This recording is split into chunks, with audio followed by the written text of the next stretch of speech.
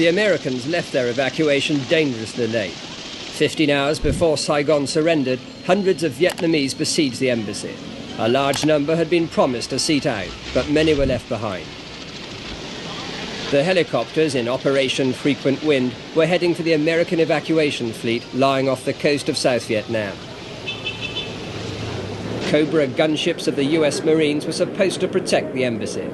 Dawn on the last day, with signal flares on the rooftop helipad. A final battle was raging at Ton Son Nhut Airport on the edge of the capital. But although the advancing communists could see the American evacuation, they didn't interfere.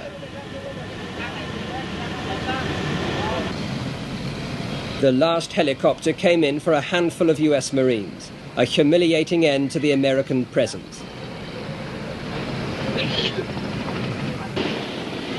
1 mile away outside our hotel, the final disintegration of law and order was taking place.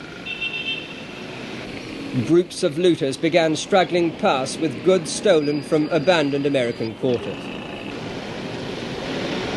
We tried to show our neutrality, the fact that we were not Americans, by fixing a Union Jack to our hired car. Most Vietnamese were fully engaged in plunder.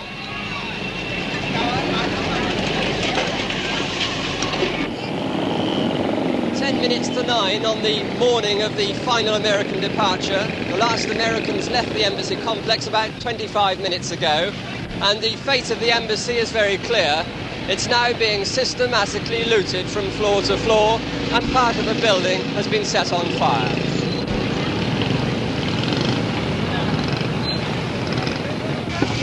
Soon the looters had swept through the intestines of the embassy, and the titbits which caught their fancy lay outside.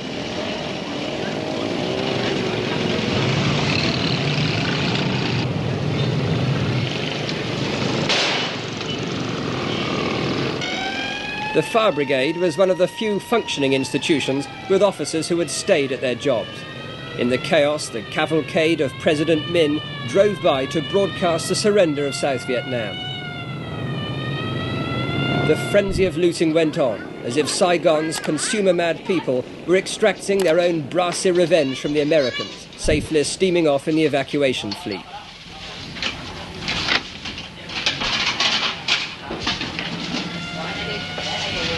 A former GI appeared, distraught after 5 fruitless days looking for his Vietnamese wife. Last chopper's gone, I think.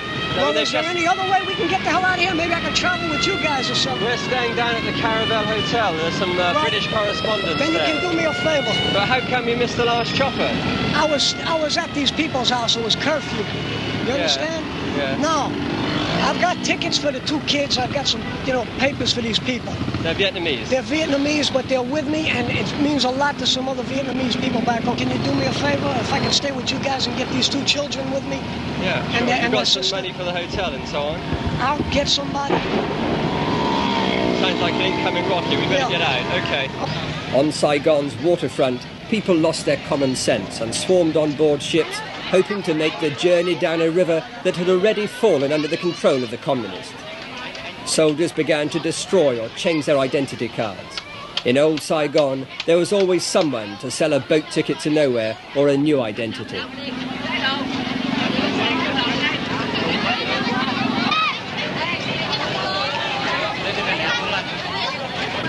Such were the final moments of blind panic. Personal survival first. The lack of concern for the weakest and the helpless was never more apparent. Many senior officers and politicians had already left. This naval vessel, trying to run the gauntlet, was later sunk. 2 miles away, through the smoke of battle, the first column of communist tanks was nearing the Bin Hoa Bridge, the northern approach to Saigon. Word of the surrender began spreading, and soldiers returned from the city's defence perimeter to shed weapons and uniforms. There were few commanders left. Most had talked or bought their way onto the American evacuation.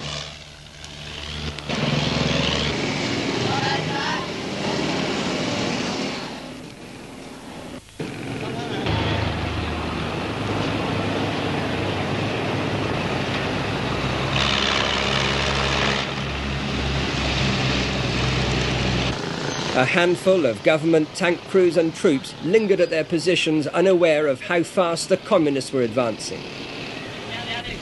One soldier was to die at this spot within the hour, after hearing the surrender broadcast.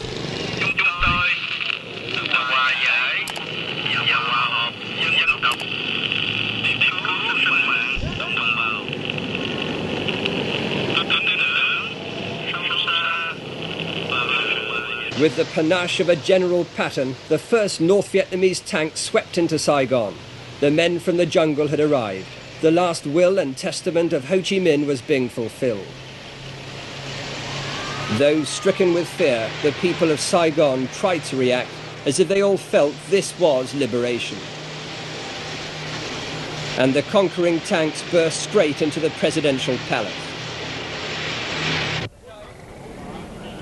For the fourth time in a month, the presidential palace had new occupants, but these had come to stay.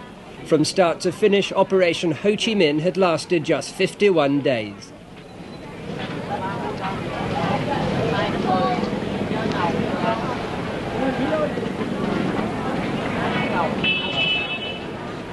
As we approached the palace, a communist officer came out carrying the flag of the old regime. There was no shortage of standard bearers for the Provisional Revolutionary Government. Inside, General Minh, president for only 36 hours, awaited the communist generals. When did you first contact the National Liberation Front?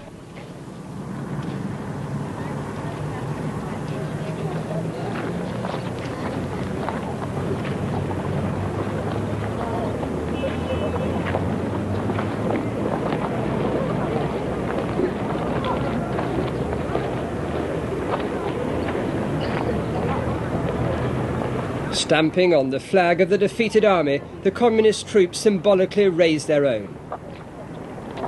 It was time for President Minh's farewell to the palace, a man who had no option but to surrender Saigon or risk its destruction.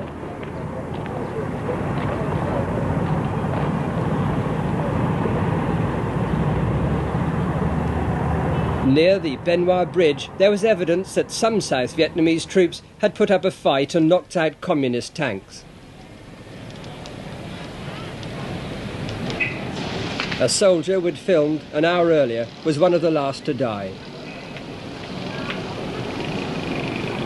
As the palace surrendered, the first Viet Cong reached Trudeau Street, delirious with joy.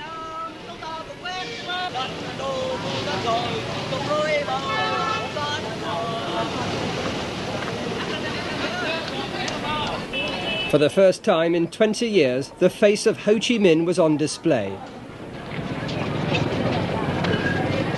In the final moments of the war, some of the North Vietnamese tanks were destroyed, but such incidents scarcely delayed the communist effortless advance.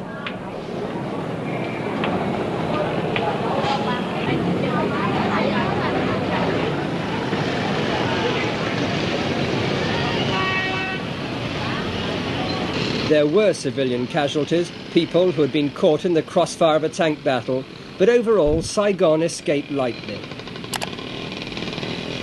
South Vietnamese attempts to block roads with lorries were a failure. These were simply brushed aside or set alight. By the end, South Vietnam's air superiority had disappeared. Any planes which lingered over Saigon were shot down by missiles. To no one's surprise, many troops in the Communist Expeditionary Force weren't sure of how to get to central Saigon. The people of the capital, now to be renamed Ho Chi Minh City, willingly guided their new masters. This was our car. We started off the morning with the Union Jack. The Union Jack's still intact, but the car isn't. It was taken at gunpoint by a South Vietnamese army colonel, the man in charge of this sector of Saigon, and he was determined to die or to kill the North Vietnamese and communist troops who even now are advancing into Saigon. The car was a write-off because a North Vietnamese, a communist tank, ran right over it. This is all that's left.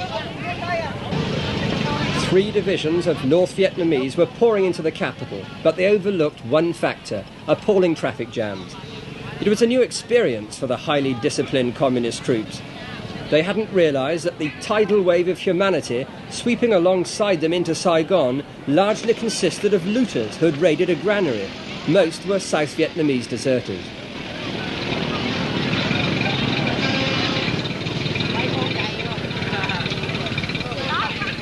The defeated army did a striptease en masse, leaving their incriminating uniforms behind.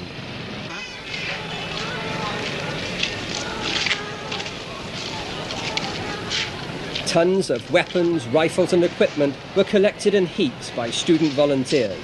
Millions of dollars worth of war supplies, much of it fresh from the United States to replace earlier losses.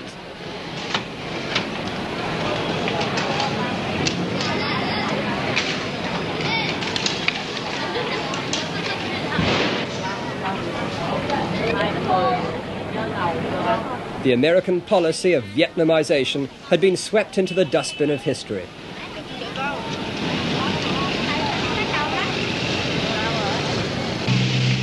For the victors, these were heady moments. Through their superbly coordinated offensive and the unexpected collapse of Saigon's forces, they'd turned the already discredited Paris peace agreement into a worthless piece of paper. Peace, yes, but now on their terms alone.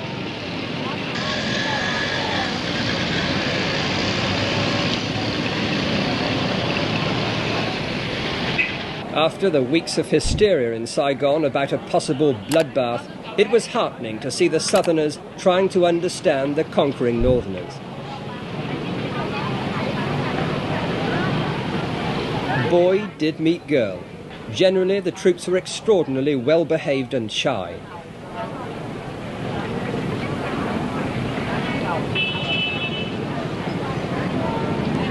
No one had expected such friendliness after the takeover. But then the measure of the communist victory was so complete that their forces and cadres could afford to be lenient.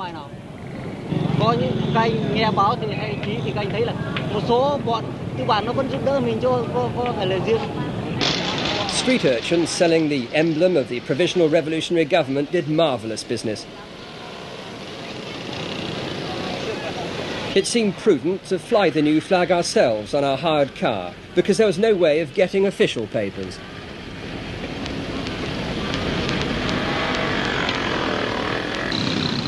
On the main roads leading from the capital, there were huge traffic jams, too much for the student militia to handle.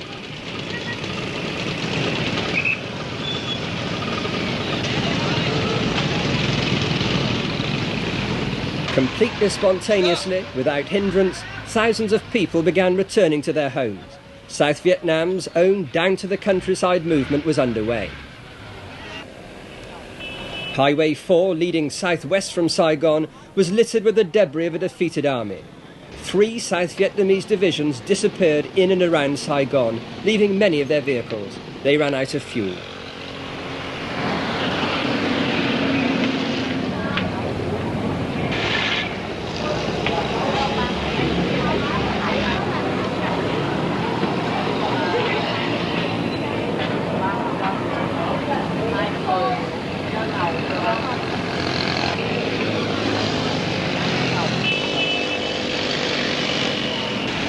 A whole regiment had jumped out of its boots and melted away, the soldiers returning to their villages. Hoa Binh, peace had come. The countryside itself in these early post-war days was strangely deserted, as if farmers were staying at home. So great was the rush back to the Delta that Highway 4 was frequently blocked. By now, the communists were ordering people to return to their villages all over Vietnam.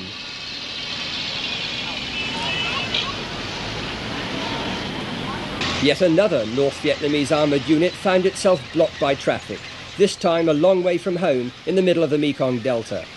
Hanoi's arm was indeed long, but there was little fighting for the Delta. It fell into line as Saigon surrendered.